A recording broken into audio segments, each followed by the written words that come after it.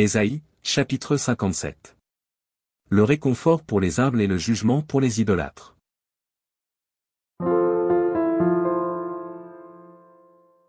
Le juste périt, et nul n'y prend garde, les gens de bien sont enlevés, et nul ne fait attention que c'est par suite de la malice que le juste est enlevé.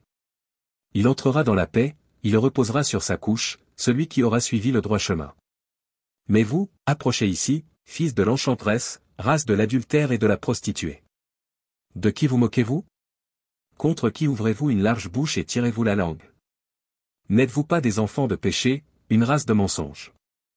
S'échauffant près des térébintes, sous tout arbre vert, égorgeant les enfants dans les vallées, sous des fentes de rochers.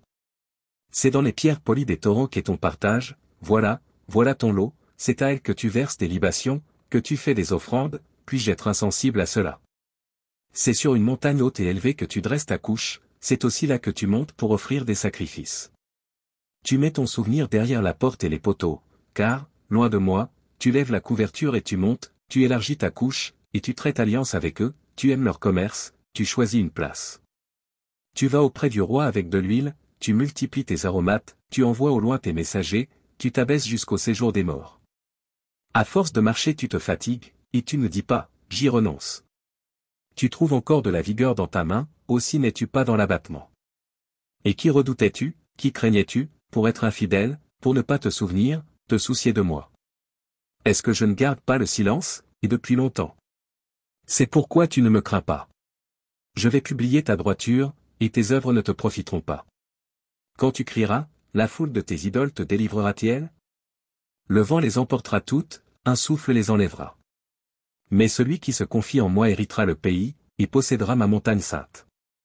On dira, frayez, préparez le chemin, enlevez tout obstacle du chemin de mon peuple. Car ainsi parle le Très-Haut, dont la demeure est éternelle et dont le nom est saint, j'habite dans les lieux élevés et dans la sainteté, mais je suis avec l'homme contrit et humilié, afin de ranimer les esprits humiliés, afin de ranimer les cœurs contrits. Je ne veux pas contester à toujours, ni garder une éternelle colère, quand devant moi tombent en défaillance les esprits, les âmes que j'ai faites.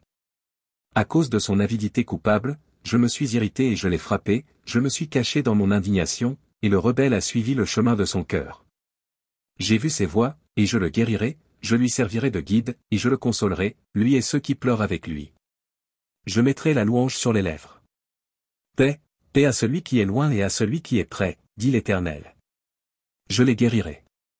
Mais les méchants sont comme la mer agitée, qui ne peut se calmer, et dont les eaux soulèvent la vase et le limon. Il n'y a point de paix pour les méchants, dit mon Dieu.